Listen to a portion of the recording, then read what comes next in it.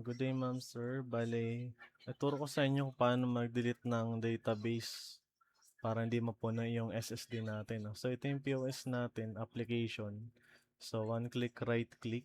So, open file location natin siya. Yan. So, andito siya, no. So, back lang natin. Ayan. For example, nasa local disk siya. Ayan. So, echo pause. So, may backup po dyan. So, mapapansin nyo marami na po ditong backup. Kasi kada say reading, nagba-backup yung POS natin. So, kailangan ang iiwanan nyo lang ditong database. Ito kasing puti na to, database po yan. May mga date and time po yan.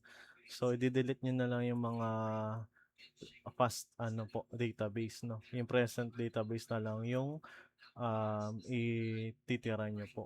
Para hindi po mapuno yung ating storage, no?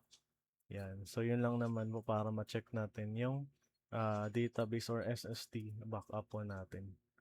Thank you po.